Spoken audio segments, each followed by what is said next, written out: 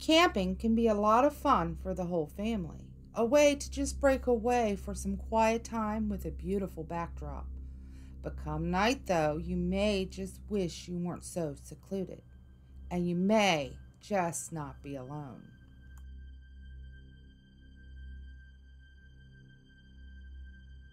Holcomb Valley Campground is about 5 miles from Bear Lake. The area is better known for its winter season on the slopes and its summer season on the lake. The area offers many opportunities for camping, hiking, or just exploring. But beware, bears are not the only thing to look out for. Holcomb Valley was once a thriving mine town in the 1800s, but as with other Old West mining towns, it came with its own Old West violence. Some people have claimed that there was at least one killing or hanging every week. The hanging tree still stands today and is just a short walk from the campground. It is here and in the dark woods of the campground that ghostly orbs have been seen, as well as reports of disembodied murmurs, whispers, and otherworldly screams have been heard throughout the night.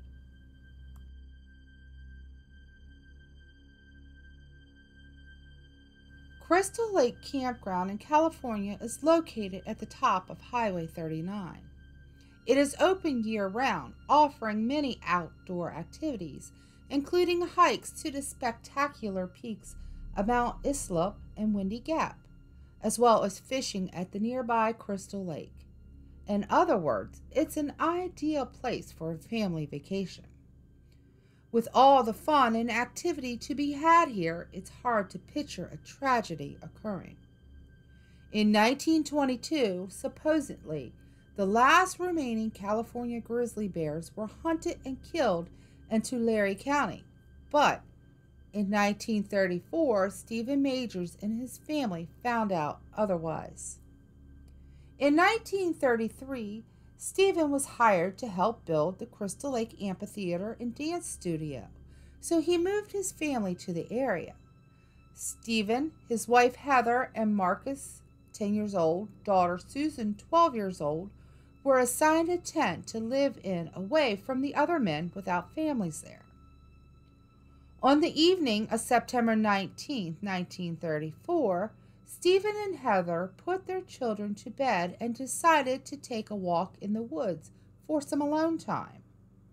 When they returned to their camp, they found the tent torn to shreds with screaming children still inside. On top of the tent sat a large grizzly bear. The parents ran to the tent to try to help their children, but the bear turned on them, killing both the parents and the children. By the time the men from the work camp got there, all they saw were the disemboweled bodies of the family. The Majors family was buried on a hillside below the dance studio, but the bear was never found.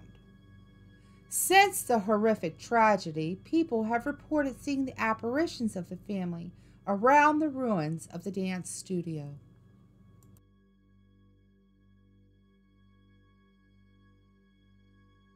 Ombult Redwoods State Park in Northern California has over 53,000 acres with some of the best redwood groves on earth. It also has some great camping opportunities at one of the many campgrounds in the state forest. Along with all of the beauty of the forest comes reports of Bigfoot, Native American spirits, and even ghost trees. Everyone has at some time or another heard of Bigfoot. Throughout the years, there have been many reported sightings of the monstrous creature roaming the many secluded forests, and Ombult Redwood State Forest is no exception, and has even been described in many of the native legends from the area. Native American spirits are also said to haunt the area. Many campers have reported seeing full-bodied apparitions of these natives standing in the dark forest, staring at them before disappearing into the mist. If by chance you don't see Bigfoot or the Native American spirits on your camping trip, there is still a pretty good chance you will see one of 6 ghost trees that haunt these woods. These ghost trees are actually rare albino redwoods that stand about 30 feet high. These ghostly-looking redwoods lack pigmentation and have the appearance of having been either snowed on or covered in frost.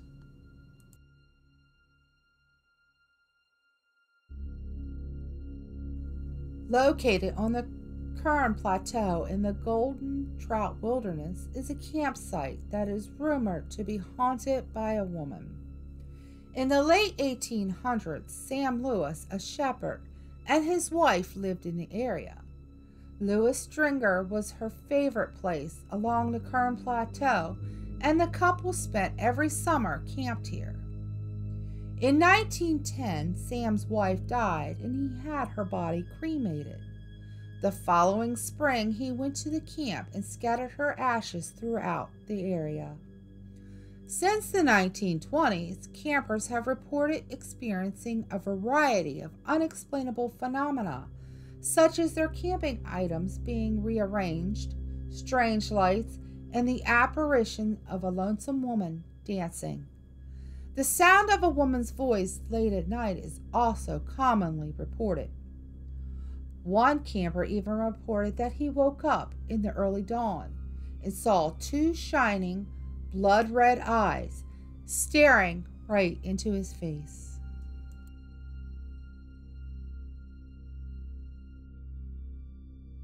Fort Warden was established in 1898 as part of the Coastal Defense System.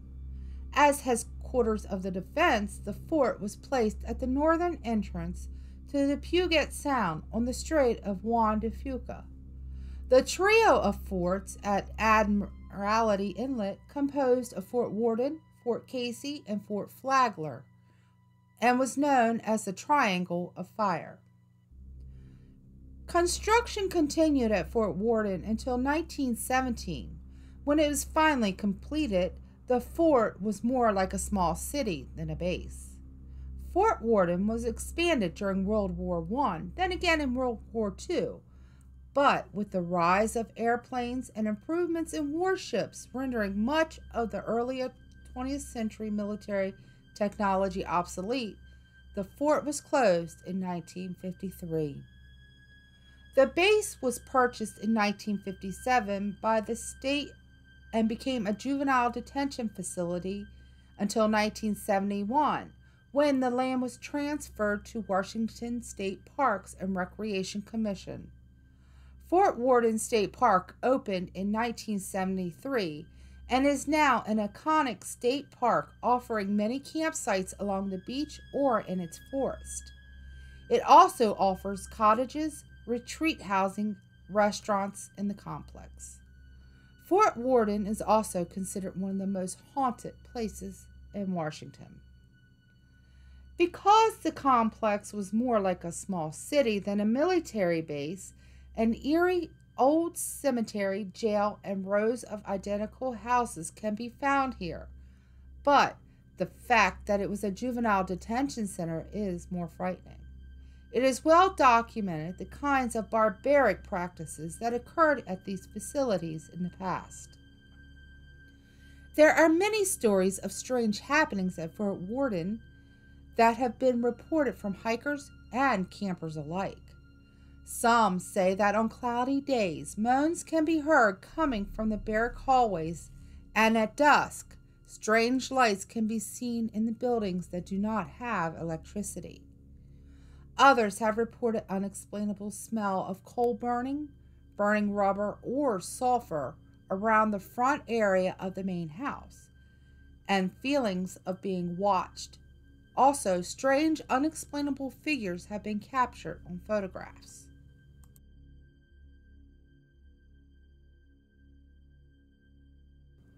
Fernwood Campground, located in Big Spur, California, along the Big Spur River, has a wide variety of recreational activities. Tucked in the California Redwoods, the campground sits on land that was once sacred Native American grounds.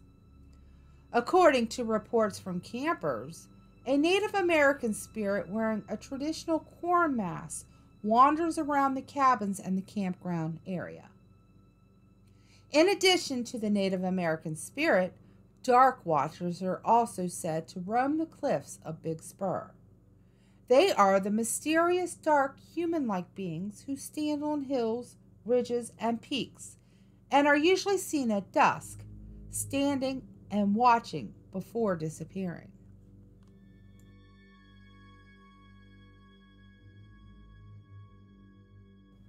Mount Madonna is a breathtaking destination where you can completely immerse yourself in Northern California's natural beauty. But don't let the experience fool you. It is also known as one of the spookiest places in the region. Mount Madonna has a long history dating back to the natives who called this mountain home for more than 3,000 years. By the late 1800s, the Spaniards had arrived and began converting the tribes to their Spanish Catholic beliefs. The once thriving natives quickly began to dwindle as hundreds of enslaved died from abuse and disease, their bodies buried or burned on the hills of the mountain. One apparition reported in the woods around the campground is of a little girl in a white dress. Many believe her to be the spirit of Sarah, the 8-year-old daughter of Henry Miller, the cattle king, and one of Gilroy's founding fathers. Little Sarah tragically lost her life while out riding her horse. She was thrown by the animal and then crushed by the hooves. Sarah's death is not the only tragedy reported in these mountains. Between the 1930s and the 1940s, murderous episodes began to surface and continue today. The vast wooded area between Mount Madonna Inn and Campground became the dumping grounds for those with murderous intent. Along with the murders, the depressed and suicidal also came here to the secluded area to complete their selfish deeds. In addition to the many murders and suicides, the roadways of Hecker Pass have taken many lives in horrific accidents that resulted in deaths. The wooded grounds are still occasionally used as dumping grounds, and haunting rumors continue today.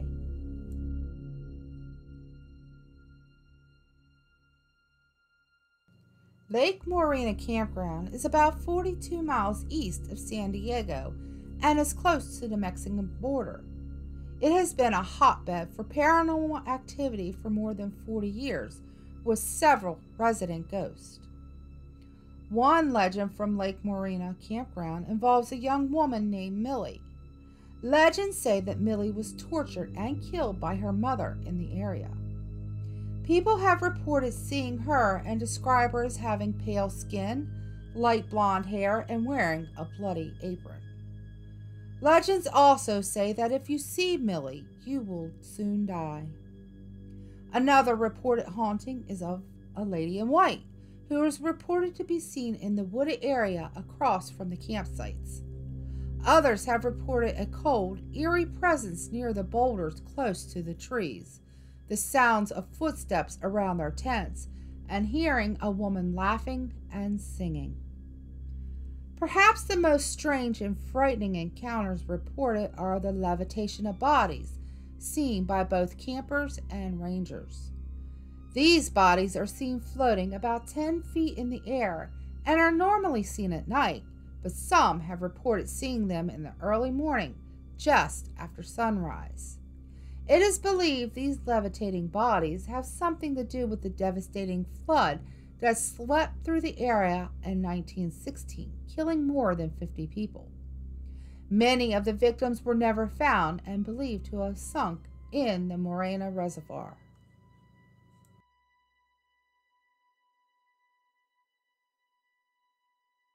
Vallecito County Park Campground may be one of the most haunted campgrounds in California, and it is located in the Anza Borrego State Park, the most haunted state park in California. Vallecito, which means Little Valley in Spanish, has been used as a camping area for hundreds of years, beginning with the Native Americans, prospectors, and explorers. The campground includes 71 acres around the reconstructed historic Butterfield Stage Station with 41 campsites and even a cemetery. Campers at the closest sites to the cemetery have reported hearing ghostly whispers late at night. People have also reported seeing a ghostly lady in white. According to legends, in the 1850s, a young woman was traveling on the Butterfield stagecoach on her way to meet her fiancé. She was said to be in a frail condition and the harsh desert was too much for her. She was taken to a back room of the station but died during the night. The next day, her luggage was examined where a new white wedding dress was found. She was dressed in a gown and buried in the cemetery just a few hundred feet from the station. It has been reported since then that her spirit can be seen walking around the station, waiting for the next stagecoach to take her to her beloved in Sacramento. Campers have reported hearing phantom footsteps, hearing a woman crying, and seeing the apparition of a woman in a white dress. She is most often reported on windy nights when the moon is almost full. Others have reported being poked, tugged, or grabbed by unseen hands while sitting around a roaring fire. Another legend is of a ghostly white horse and a phantom stagecoach passing through the Coriando Wash near the mud ruins of the original stagecoach station. According to legends, a stagecoach was headed for San Diego in the 1860s with a payroll worth $65,000. The stage had no passengers, but had one driver and one guard. Stories say the guard got sick in Yuma, which left only the driver to continue along to San Diego. En route, the stage was held up by bandits in the Coriando Wash, and the driver was shot. The robbers hid the payroll nearby and went to Vallecito stage station to resupply and have a few drinks. The group then started arguing amongst themselves, and one left saying he was going to go check his mount. A short time later, he busted through the doors of the station on a large white horse, guns a-blazing, and shot the other robbers.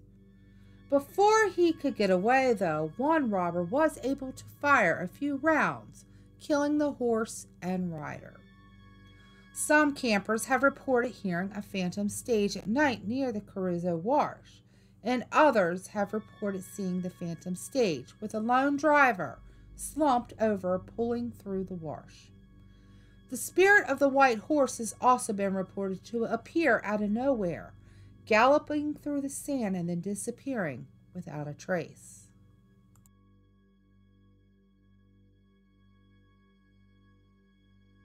On the beautiful Silver Strand Beach, just 2 miles south of Coriando, California, is a campground right on the sand with beautiful views of the Pacific Ocean, and of course, a few ghosts thrown in. A short distance north of the campground is the famous Hotel del Coriando, where the spirit of a young woman is said to remain. Kate Morgan checked into the hotel in 1892, expecting to meet her lover. She waited for 5 days, but he never showed. Devastated at being stood up, Kate shot and killed herself in her third-floor room. Since her tragic death, she has been reported to still be seen wandering in and around her room, as well as along the shoreline. Just off Imperial Beach, closer to the campground, you may be able to catch a glimpse of what remains of the sunken submarine at low tide.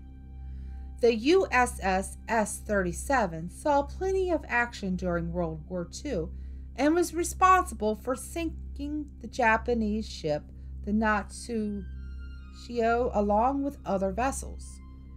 People believe the Japanese sailors that were killed on the USS S-37 still haunt the submarine.